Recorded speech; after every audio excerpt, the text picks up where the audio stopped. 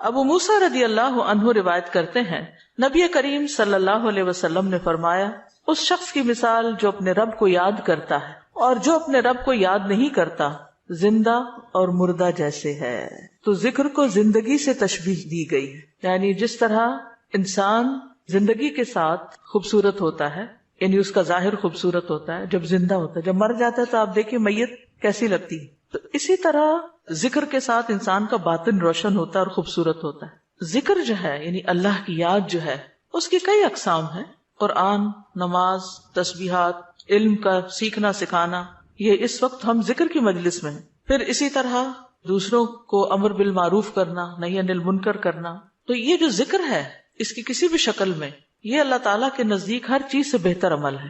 نبی صلی اللہ علیہ وسلم نے فرمایا کیا میں تمہیں تمہارا بہترین عمل نہ بتاؤں جو تمہارے مالک کے نزدیک اچھا اور پاکیزہ ہے اور تمہارے درجات میں سب سے بلند ہے اور سونا چاندی کے خرچ کرنے سے بہتر ہے اور اللہ کی راہ میں جہاد کرتے ہوئے تمہارے کفار کی گردنیں مارنے اور ان کے تمہاری گردنیں مارنے سے بھی افضل ہے. صحابہ نے عرض کیا کیوں نہیں؟ آپ نے فرمایا اللہ تعالیٰ کا ذکر، چاہے آپ نماز میں کر رہے ہیں، نوافل میں کر رہے ہیں، تلاوت قرآن کے ذریعے کر رہے ہیں، تعلیم قرآن کے ذریعے کر رہے ہیں، تسبیحات کے ذریعے کر رہے ہیں، درود شریف پڑھ رہے ہیں، کسی بھی طرح کھڑے بیٹھے لیٹے چلتے پھرتے، فارمل وے میں، انفارمل وے میں، اونچے یعنی جہرن اور سرن، جس شکل میں بھی آپ اللہ کو یاد کرتے تو اس کی اتنی زیادہ فضیلت ہے، بہت افضل عمل ہے. اور اس کے برعکس کیا ہوتا ہے؟ اللہ تعالیٰ سے غافل ہو جانا، بھول جانا، اور وہ عموماً کب ہوتا ہے؟ جب ہم دنیا میں خوب محو ہو جاتے ہیں. اسی طرح رسول اللہ صلی اللہ علیہ وسلم نے فرمایا بہترین عمل یہ ہے کہ جب تم دنیا سے رخصت ہو تو تمہاری زبان اللہ کے ذکر سے تر ہو. اور یہ اسی وقت ہو سکتا ہے جب ہمیں ہر حالت میں ذکر کرنے کی عادت ہو. یعنی ذکر جو ہی چھوٹے تو ہمیں کبھی سی محسوس ہونے لگے کہ کچھ رہ گیا ہے، کچھ چھٹ گیا میرے ہاتھ سے، کچھ نکل گیا ہے، کچھ کمی سی ہے، وہ خلا، وہ خالی پن فوراً محسوس کر لے. ہم ذکر کرنے والے سب سے آگے آگے ہوں گے. رسول اللہ صلی اللہ علیہ وسلم نے فرمایا مفردون سبقت لے گئے. صحابہ نے پوچھا اللہ کے رسول مفردون کون ہے؟ آپ نے فرمایا اللہ کا بہت ذکر کرنے والے مرد اور ذکر کرنے والی عورتیں. ذکر کی حالت میں مسلسل اللہ تعالیٰ کا ساتھ ملتا ہے، اللہ کا قرب نصیب ہوتا ہے. اللہ تعالیٰ فرماتے ہیں میں اپنے بندے کے ساتھ ہوں جب تک وہ مجھے یاد کرتا ہے اور میری یاد میں اپنے دونوں ہونٹ ہلاتا ہے. پھر شیطانی حملوں سے بچاؤ کا مضبوط قلعہ ہے.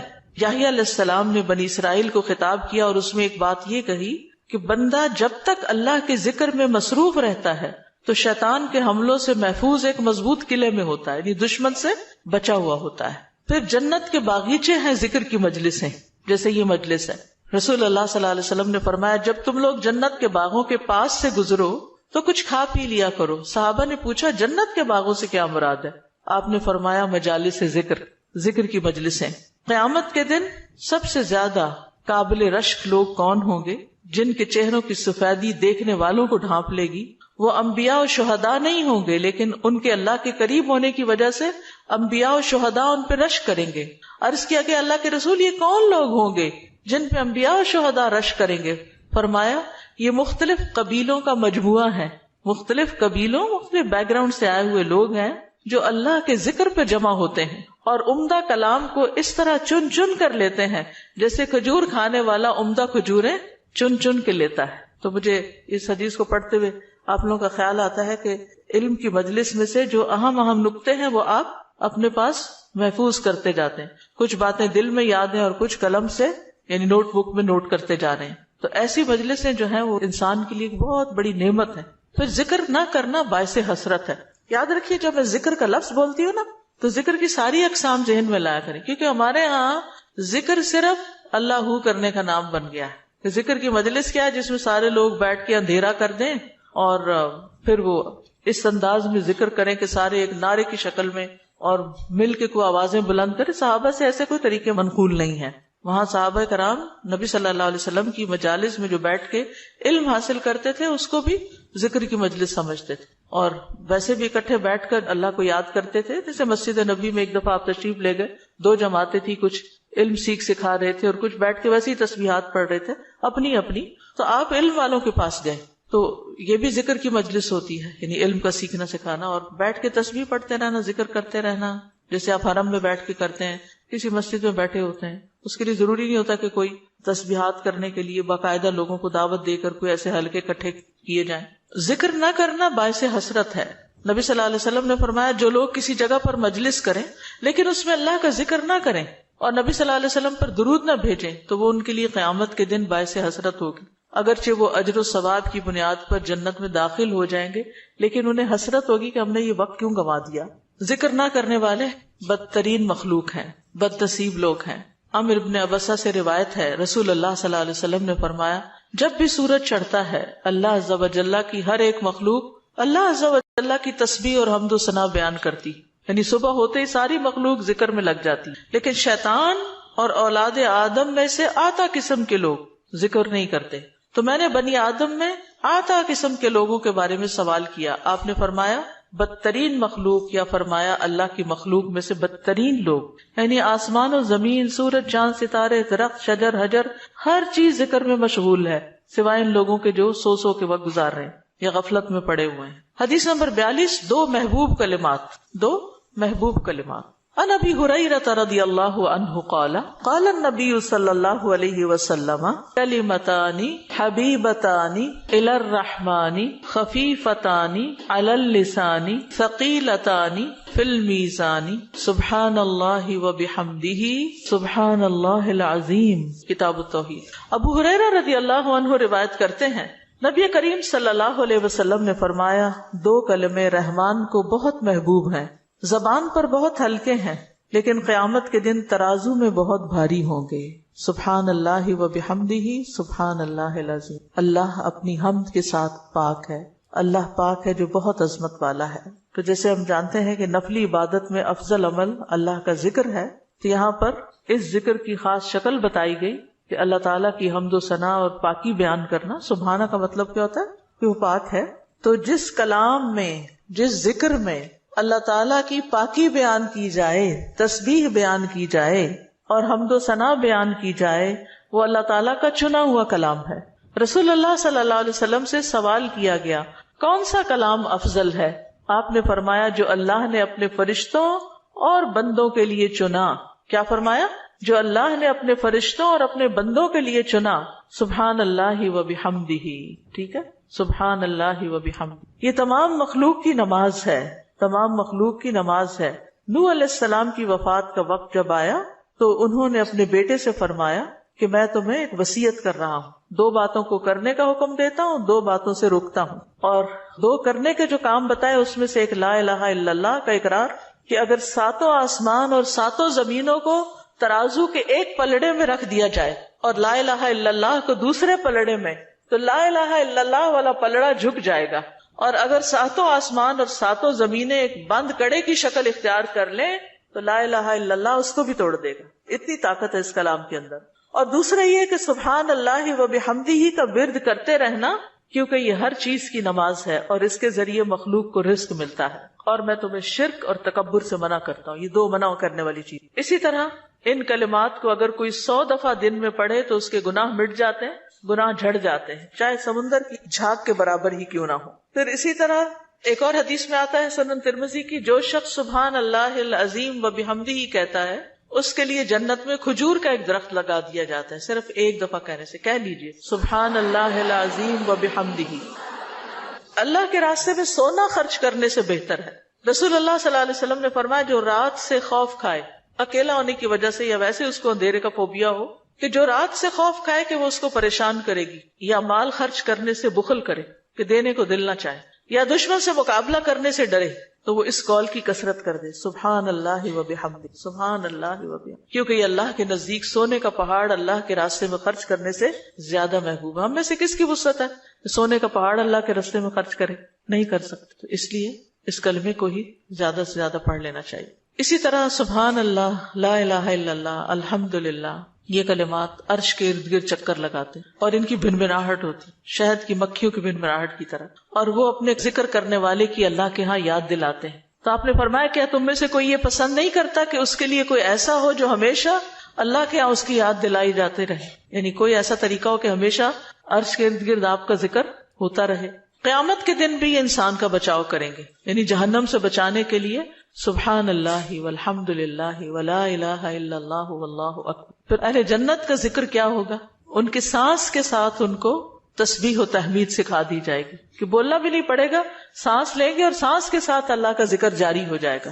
یہ جو احادیثوں نے بیان کی، یہ آپ کے پاس کارڈ ہونا چاہیے تسبیحات کی فضیلت والا، اس میں لکھی ہوئی ہے، دوسروں کے ساتھ بھی شیئر کریں اور خاص طور پہ بچوں کو ذکر کرنا سکھائیں. ان کے اندر بھی ایک کامنس آتی، ایک سکینت آتی ہے. ہم بعض اوقات یہ سوچتے ہیں یہ تو بچے ہی ہیں، ابتدائی عمر سے، چھوٹی عمر سے کہ چلو یہ پڑھو، انگلیوں پہ گنتے ہیں، اچھا تم نے کتنی دفعہ پڑھ لی، کتنے جنت میں درخت لگائے، تو آہستہ آہستہ ان کو عادت ہو جاتی. پھر ذکر کی ایک قسم اللہ کے نام پڑھنا، اللہ کے نام یاد کرنا.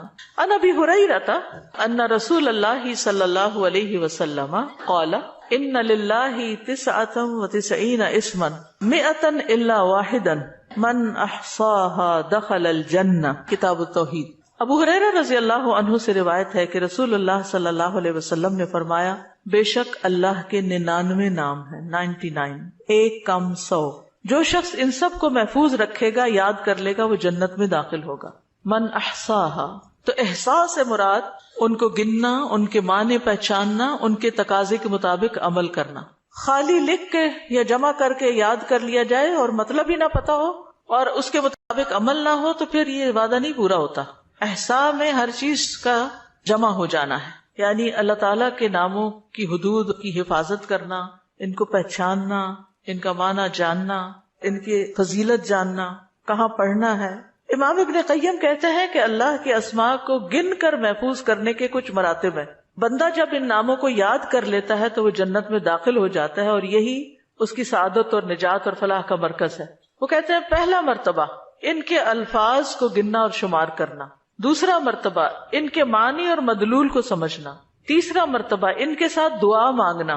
قرآن میں آتا نا وَلِلَّهِ الْأَسْمَاءُ الْحُسْنَى فَادْعُوهُ بِهَا، اور اللہ ہی کے لیے ہیں اچھے اچھے نام، بس تم اس کو ان کے ساتھ پکارو، اللہ کے نام لے کے. جیسے یا حی یا قیوم، یا اللہ، یا رب، یا رحمان، یا رحیم، یا کریم، یا ذی الجلال والاکرام، اور باقی بھی اسی طرح. پھر ہے دعا مانگنے کے 2 مرتبے ہیں. نمبر 1 دعا العبادہ، یعنی اللہ کی تعریف ان ناموں کے ساتھ کرنا. ہمارا رب رحیم ہے، کریم ہے، تو یہ تعریف عبادت کی دعا ہوتی ہے، دعا العبادہ کہتے ہیں اس کو.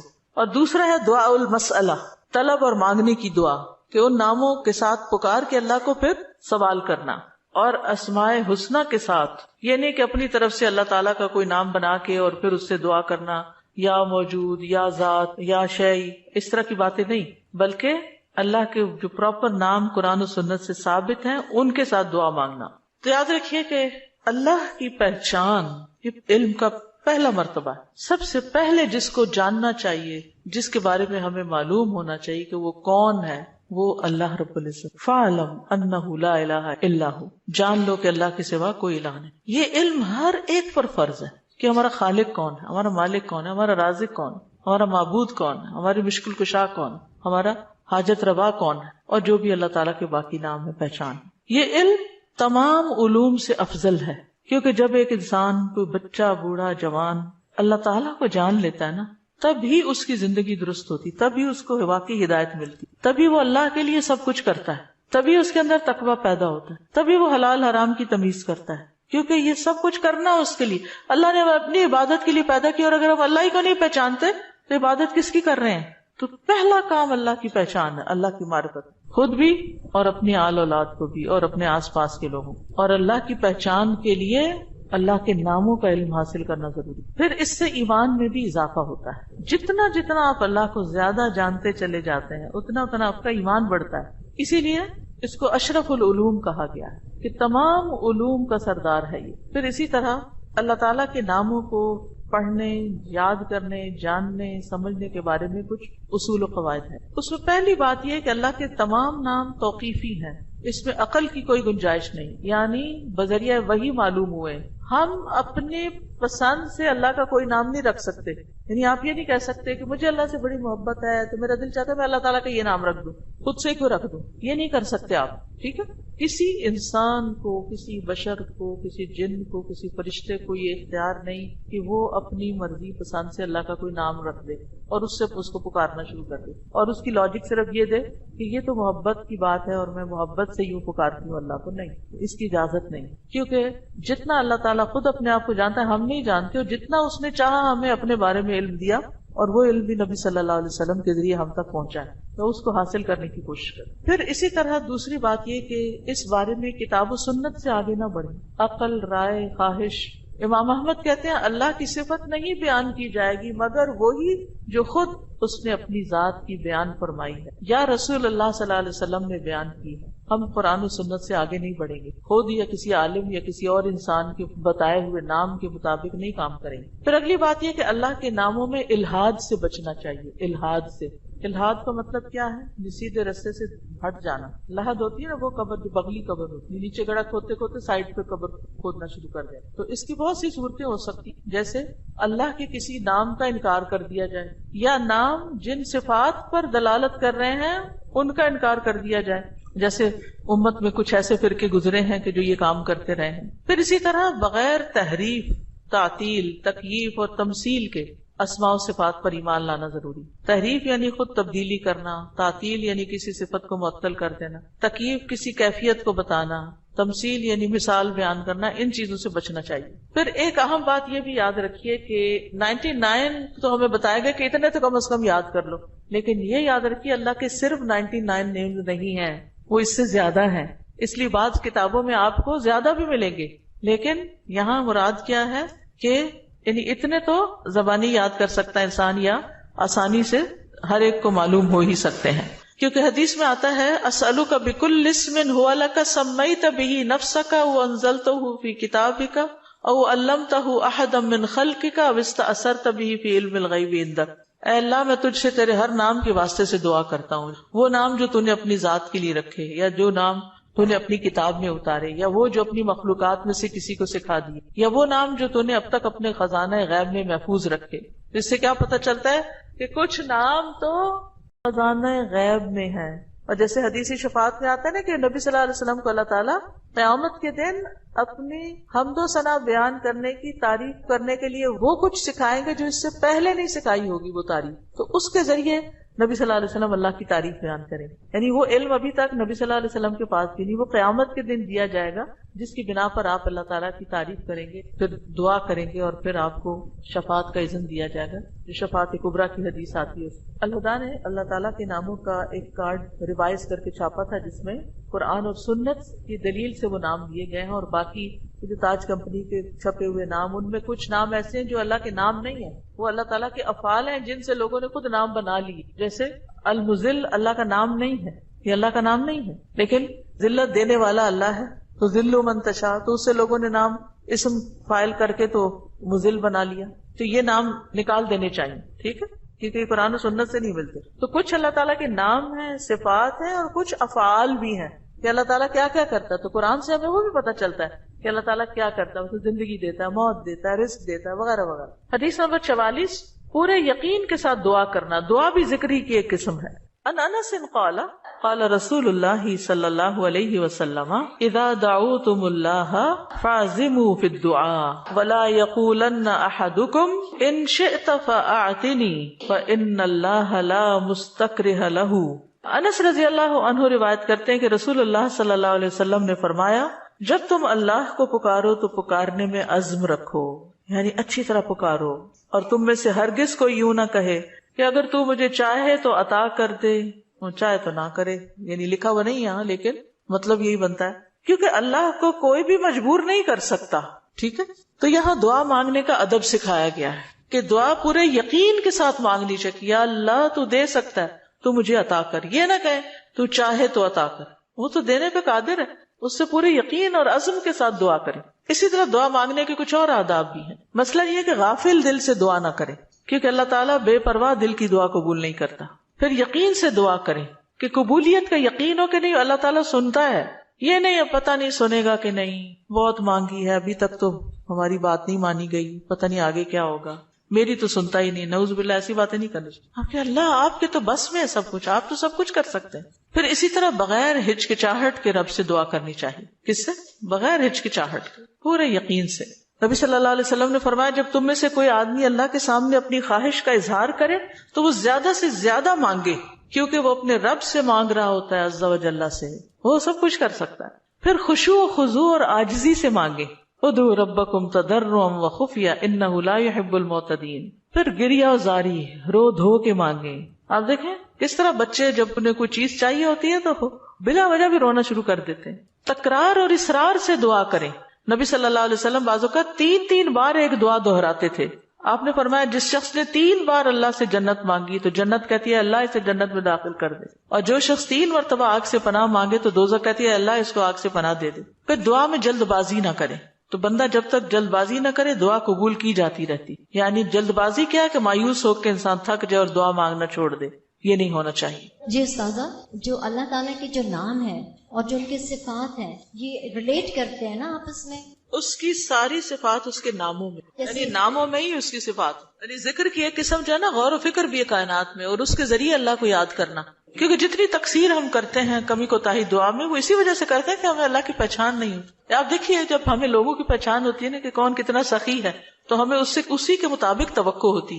امی سے عیدی اتنی ملے گی اور ابا سے اتنی ملے گی، کیونکہ ہم دونوں کا مزاج پہچانتے ہیں کہ کون کتنا دیتا ہے. اسی طرح خالہ مامی دادی سب کا پتہ ہوتا ہے کہ کون کیا کرتا ہے. تو اگر انسانوں کا تھوڑا بہت ہمیں پتا ہوتا ہے اور اس کے مطابق ہی ہماری ایکسپیکٹیشن ہوتی ہے، تو جس کو اللہ کا پتا چل جائے کہ وہ کیا عظیم ہستی ہے، پھر اس کی دعا کی ایکسپیکٹیشن کتنی بڑی ہوگی کہ وہ کیا کچھ نہیں دے سکتا اور کیا کچھ اسے مانگنا چاہیے. وہ تو کبھی مایوس ہی نہیں ہو سکتا انسان. اساتذہ السلام علیکم. یہ جو ہم لوگ الہدا میں بھی پڑھاتے ہیں نسلوں کا یا اس کے اندر بھی یا معزو آتا ہے، تو کیا کوئی نیا ورژن ہے جس؟ بالکل نیا ورژن بھی ہے. کارڈز لے لیجئے اور نئے ورژن کی ریکارڈنگ بھی ہم نے کروا لی ہوئی ہے. استاذ محترم یہاں پہ آپ نے ابھی فرمایا نا کہ تو چاہے تو عطا کر، یہ نہیں کہنا چاہیے، تو اس کی تھوڑی سی وضاحت کر دیں کیونکہ میرے ذہن میں بھی آ رہا ہے کہ ہم جب یہ کہتے، آپ نے بھی فرمایا نا کہ تو جو چاہے وہ عطا کر دے، ہمیں یہ نہیں کہنا چاہیے تو چاہے تو عطا کر دے. ہاں اگر تو چاہے تو عطا کر دے. اس کی تھوڑی سی وضاحت کر دیں کیونکہ میرے ذہن یعنی اس کا مطلب یہ ہے کہ مثلا مجھے گھر چاہیے، اللہ اگر آپ کی مرضی ہے تو دے دیں، نہیں تو نہ سے. یہ نہیں کہنا چاہیے. بندوں کے ساتھ ہم ایسے معاملے کر رہے ہوتے ہیں نا، دینا تو دو نہیں تو نہ دو، تو اللہ کے ساتھ ایسے نہیں کرنا، یہ بے ادبی ہے. استاذہ یہ جو آپ نے کہا کہ جس کا آخری کلام لا الہ الا اللہ ہوگا تو وہ جنت میں جائے گا، جیسے ہماری آنٹی حالت نیزہ سے 2 دن پہلے ہم نے ان کو پڑھایا، انہوں نے ورد کیا، اس کے بعد وہ کومے میں چلے گئی، تو ان کے لیے ہم یہ امید رکھ سکتے ہیں کہ ان کا آخری کلام یہی ہے لا الہ الا اللہ؟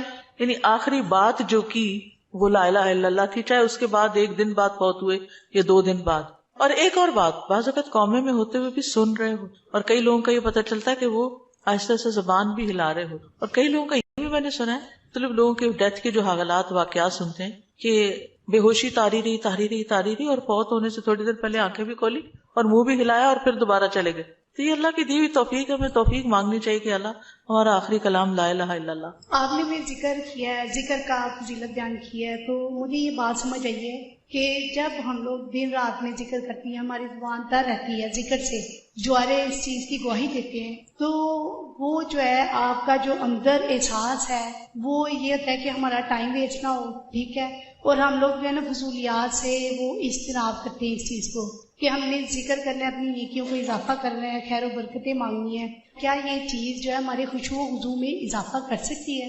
ذکر کے تو بہت سی برکات ہیں، اور اس میں سے یہ بھی ہے 2 چیزیں جو ہے نا ذکر میں بڑا فائدہ دیتی ہے. ایک ہے کہ ٹارگٹ ڈیلی سیٹ کرے، جیسے 100 دفعہ یہ سبحان اللہ و بحمدہ کہا گیا، یہ منیمم بیئر منیمم ہے کہ آپ یہ 100 دفعہ سورج نکلنے سے پہلے اور سورج غروب ہونے سے پہلے پڑھ لیں عصر کے بعد. پھر اسی طرح یہ ہے کہ نبی صلی اللہ علیہ وسلم دن میں 70 سے 100 بار استغفار کرتے. ٹارگٹ سیٹ کر لیں کہ میں نے لازمی یہ تو کرنا ہی کرنا ہے، اتنا تو کرنا ہے، زیادہ ہو جائے تو بہت ہی اچھا، کیونکہ حدیث میں آتا ہے نا طوبی لمن وجد الاستغفار فی صحیفته، کہ خوشخبری ہے اس کے لیے جو اپنے اعمال نامے میں استغفار کی کثرت پائے.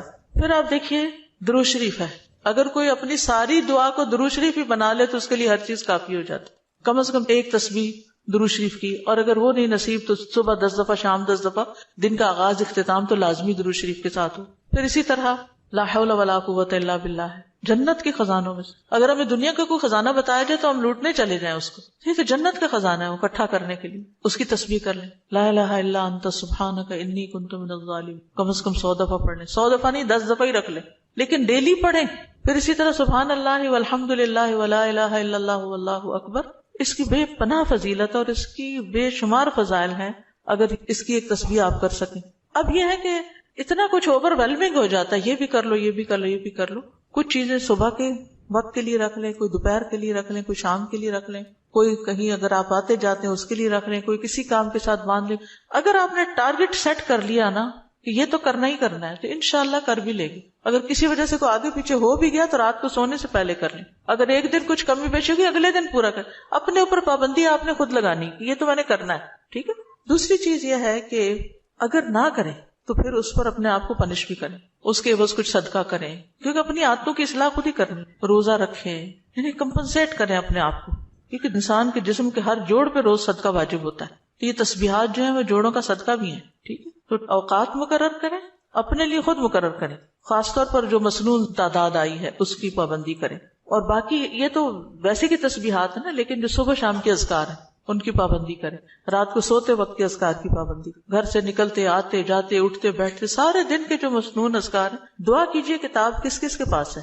الحمدللہ سب کے پاس ہے. اس میں زندگی کے مختلف مواقع پر جو دعائیں کی جاتی، دعا جو وہ بذات خود ایک ذکر کی قسم، ٹھیک. فَإِذَا قَالَ سُبْحَانَكَ اللَّهُمَّ وَبِحَمْدِكَ وَأَثْنَى عَلَى اللَّهِ تَعَالَى بِمَا هُوَ أَهْلُهُ فقد خرج عن الغفلة التي هي حجاب أيضا بينه وبين الله تعالى وأتى بالتحية والثناء الذي يخاطب به الملك عند الدخول عليه تعظيما له وتمجيدا ومقدمة بين يدي حاجته فكان في هذا الثناء من أدب العبودية وتعظیم المعبود ما يستجلب به اقبالہ علیہ ورضاہ عنہ واسعافہ بحوائجہ. دعائے استفتاح. پھر جب وہ سبحانک اللہم و بحمدک یعنی پاک ہے تو اے اللہ اور سب تعریف تیرے ہی لیے ہے کہتا ہے اور اللہ تعالیٰ کی ثنا بیان کرتا ہے جو اس کی شان کے لائق ہے، تو وہ اس غفلت سے بھی باہر نکل آتا ہے جو اس کے اور اللہ تعالیٰ کے درمیان رکاوٹ تھی. وہ اس کی تعظیم اور بزرگی بیان کرنے کے لیے اپنی ضرورت سے پہلے بطور تمہید ایسا تحیہ اور تعریف بجا لائے گا جس طرح بادشاہ کے پاس داخل ہوتے وقت مخاطب کیا جاتا ہے. چنانچہ یہ تعریف بجا لانا عبودیت کے آداب میں سے ہے اور معبود کی تعظیم ہے جس کے ذریعے وہ معبود کو اپنی طرف متوجہ کر لے گا اور اس کی رضا پا لے گا اور اپنی حاجات میں اس کی مدد حاصل کر لے گا. تو یہاں یہ بتاتے ہیں کہ دعا استفتاح پڑھنے کا مقصد کیا ہے، کیوں پڑھی جاتی، اس کا کیا فائدہ ہے، اس سے کیا حاصل ہوتا ہے، اس کا کیا نتیجہ نکلتا ہے. یعنی نماز کا کوئی بھی سٹیپ جو ہے وہ بے مقصد نہیں ہے، بے معنی نہیں ہے. ایسے ہی کچھ چیزوں کو اکٹھا کر کے نماز نہیں بنا دی گئی، بلکہ اس کے پیچھے ایک حکمت ہے. فَإِذَا قَالَ سُبْحَانَكَ اللَّهُمَّ وَبِحَمْدِكَ، پھر جب وہ کہتا ہے سبحانک پاک ہے تو، اللہم اے اللہ، وَبِحَمْدِكَ اور ساتھ تیری تعریف کے یا سب تعریف تیرے لیے ہے، وَأَثْنَى عَلَى اللَّهِ تَعَالَى اور وہ ثنا بیان کرتا ہے اللہ سبحانہ تعالیٰ کی، بِمَا هُوَ أَهْلُهُ جس کا وہ اہل ہے، فَقَدْ خَرَجَ عَنِ الْغَفْلَةِ تو تحقیق وہ غفلت سے نکل آتا ہے، التي هي حجاب ايضا بينه وبين الله تعالى وہ غفلت جو حجاب ہے، ایک پردہ ہے، ایضا بھی یعنی وہ بھی ایک پردہ ہے اس بندے کے درمیان اور اللہ تعالیٰ کے درمیان. یعنی تعریف شروع کرتے ہی انسان غفلت سے باہر آ جاتا ہے. وَأَتَى بِالتَّحِيَّةِ وَالثَّنَاءِ اور وہ پیش کرتا ہے تحیہ سلام اور ثنا تعریف، الذی وہ جو یخاطب بہ الملک جس سے بادشاہ کو خطاب کیا جاتا ہے. یعنی کسی دنیاوی بادشاہ کے پاس بھی انسان جب حاضر ہوتا ہے اس کے دربار میں تو سب سے پہلے اس کی تعریف کرتا ہے. عند الدخول علیہ اس کے پاس داخل ہونے کے وقت، تعظیما لہ و تمجیدا اس کی تعظیم کرتے ہوئے اور اس کی بزرگی بیان کرتے ہوئے، ومقدمتا بین یدی حاجتہ اور اپنی حاجت پیش کرنے سے پہلے تمہید کے طور پر، مقدمہ تمہید یعنی مقدمے کے طور پر، فکان فی ھذا الثناء، تو یہ تعریف جو ہے اس میں من ادب العبودیتی، یہ عبودیت کے آداب یا مینرز میں سے ہے، وتعظیم المعبودی، اور معبود کی تعظیم ہے، یعنی یہ اللہ سبحانہ تعالیٰ کی تعظیم کے لیے ہم ثنا پڑھتے ہیں شروع میں، سبحانک اللہم وبحمدک وتبارک اسمک وغیرہ، ما یستجلب بہ اقبالہ علیہ، جس کے ذریعے وہ کھینچ لاتا ہے یا متوجہ کر لیتا ہے اللہ سبحانہ تعالیٰ کی توجہ اپنی طرف، اقبالہ علیہ، اس کی توجہ اپنی طرف، ورضاہ عنہ، اور اس کی رضا، واسعافہ بحوائجہ، اور اس کی مدد کرنا۔ اسعاف آپ نے دیکھا ہوگا فرسٹ ایڈ کی جو ایمبولینسز ہوتی ہیں ان کے اوپر لکھا ہوتا ہے، یعنی فوری مدد طلب کرنا، بحوائجہ، اپنی حاجات میں۔ تو یہ تعریف انسان کے لیے بہت فائدہ مند ثابت ہوتی ہے۔ کیا کیا فائدے اس میں بتائے گئے ہیں؟ نمبر 1، انسان غفلت سے نکل آتا ہے، ٹھیک ہے، خرج عن الغفلۃ التی ہی حجاب ایضا بینہ وبین اللہ تعالی۔ دوسری بات کیا ہے کہ وہ ملاقات سے پہلے یا ابتدا میں، جیسے کسی بھی بادشاہ کے پاس جانے کا ایک ادب، ایک پروٹوکول ہوتا ہے، تو یہاں بندہ تحیہ اور ثنا سے کام لیتا ہے، اور اس سے کیا فائدہ ہوتا ہے کہ ایک تو جو ہمارے اوپر ادب آداب کا حق ہے وہ ادا ہوتا ہے، دوسری طرف یہ کہ معبود کی تعظیم ہوتی ہے، معبود یا رب ہماری طرف متوجہ ہوتا ہے، وہ راضی ہوتا ہے، اور بندے کی مدد کرنے میں وہ جلدی کرتا ہے۔ تو یہ فائدے ہیں دراصل ثنا پڑھنے کے۔ حقیقت یہ ہے کہ اللہ سبحانہ تعالیٰ کی ذات ہی قابل تعریف ہے۔ سورۃ ہود میں آتا ہے انہ حمید مجید، بے شک وہ بے حد تعریف کیا گیا، بڑی شان والا ہے، یعنی اللہ سبحانہ تعالیٰ کی شان بڑی بلند ہے، تو اس کی تعریف ہونی ہی چاہیے۔ دنیا میں آپ دیکھیں کہ کسی انسان نے اگر کوئی اچیومنٹ کی ہو، کوئی بڑا کام کیا ہو، تو دور بیٹھے بھی لوگ، نہ جاننے والے بھی اس کی تعریف کرتے رہتے ہیں کہ بڑا کمال کیا اس نے، فلاں چیز ایجاد کر دی ہے، فلاں چیز بنا دی ہے، فلاں کام کیا۔ تو اس بندے کو نہیں پتا ہوتا کہ کون کون اس کی تعریفیں کر رہا ہے، لیکن جب اس کی ذات سے کسی کو فائدہ پہنچتا ہے تو جس کو فائدہ پہنچتا ہے وہ خود ہی تعریف کے لیے آگے آ جاتا ہے۔ تب آپ دیکھیے کہ اللہ سبحانہ تعالیٰ کی ذات سے ہمیں کتنا فائدہ پہنچ رہا ہے اور کیا کیا کمالات ہیں۔ یعنی کسی کی بھی تعریف کرنے کی 2 بڑی وجوہات ہوتی، ایک اس کے کمالات اور دوسرا اس کی ذات سے فائدہ کتنا پہنچ۔ تو یہ دونوں چیزیں کامل درجے میں اللہ تعالیٰ کے اندر موجود ہیں۔ ہمارے پاس جو بھی کوئی نعمت ہے وہ اللہ ہی کی طرف سے ہے، اور ہر چیز میں اس کا کمال ہے، تخلیق میں اور رزق پہنچانے میں، اور جتنے بھی اس کے نام ہیں کامل صفات اور اسماء ہیں، تو اس لیے اس کی تعریف تو ہونی ہی چاہیے۔ تو نماز کے بالکل آغاز میں یہی سب سے مناسب جگہ ہے کہ جہاں تعریف ہو، اس کی حمد و ثنا ہو، کیونکہ وہ اس لائق ہے کہ اس کی حمد و ثنا کی جائے۔ یعنی آپ دیکھیے کہ جب کوئی حمد و ثنا کے لائق ہوتا ہے تو اس کی اگر کوئی تعریف نہیں بھی کرے تو اس کو تو کوئی نقصان نہیں، کیونکہ وہ تو ہے ہی قابل تعریف۔ نقصان کس کا ہوتا ہے کہ جو دیکھ رہا ہے، جو فائدہ اٹھا رہا ہے، وہ چپ بیٹھا ہے، وہ کوئی تعریف نہیں کر رہا۔ اور یہ تعریف جو ہے یہ دراصل شکر ادا کرنے کا ایک طریقہ ہوتا ہے، اور اللہ کا وعدہ ہے کہ اگر تم شکر ادا کرو گے تو میں تمہیں اور زیادہ دوں گا۔ تو اس احساس کے ساتھ جب انسان اللہ کی تعریف بیان کرتا ہے تو دراصل اللہ سبحانہ تعالیٰ کو بندہ اپنے قریب پاتا ہے، اس سے کنیکشن ہو جاتا ہے اس کا، اور یہ سراسر بندے کے اپنے ہی فائدے میں۔ ہمارا تعریف کرنا اللہ تعالیٰ کی اللہ تعالیٰ کو فائدہ نہیں دیتا، یہ دراصل خود ہم ہی کو فائدہ دے رہا ہوتا ہے، کیونکہ تعریف کرنے کا بھی ایک مزہ ہوتا ہے، کیونکہ تعریف کرنے والا صرف اس وقت تعریف کر سکتا ہے جب وہ کسی خوبی کو دیکھنے کے قابل ہوتا ہے۔ یعنی اگر ہم تعریف کرتے ہیں تو اس کا مطلب یہ ہے کہ ہمارے اندر یہ صلاحیت ہے کہ ہم خوبیوں کو دیکھ پاتے ہیں۔ تو اس میں صرف ممدوح کی حمد نہیں ہوتی یا اللہ سبحانہ تعالیٰ ہی کی تعریف نہیں ہوتی، بلکہ ایسا بندہ بھی ایسے خالق کے ساتھ جب جڑتا ہے تو وہ بھی قابل تعریف ہو جاتا ہے۔ یعنی وہ بندہ بھی قابل تعریف ہو جاتا ہے جو اپنے خالق کی تعریف کرتا ہے، کیونکہ ناشکرے لوگ کسی کو بھی اچھے نہیں لگتے، پسند نہیں آتے، اور وہ لوگ جو اپنی آنکھیں ہی بند رکھیں اور غفلت کا شکار رہیں اور سوئے پڑے رہیں اور اللہ کی نعمتوں کو دیکھ ہی نہ سکیں یا اس سے ناراض رہیں، ایسے لوگ دراصل اپنا ہی نقصان کرتے ہیں۔ ایک حدیث سے ہمیں پتہ چلتا ہے کہ بندے اگر اللہ تعالیٰ کو دیکھ لیں تو اور بھی زیادہ اس کی تعریف کریں۔ ابھی تو بن دیکھے کرتے ہیں نا، اس کی نشانیاں دیکھ دیکھ کے۔ ابو ہریرہ رضی اللہ عنہ بیان کرتے ہیں کہ رسول اللہ صلی اللہ علیہ وسلم نے فرمایا، بلا شبہ اللہ کے کچھ فرشتے ایسے ہیں جو اہل ذکر کو تلاش کرتے ہوئے راستوں میں چکر لگاتے رہتے ہیں۔ جب وہ کچھ لوگوں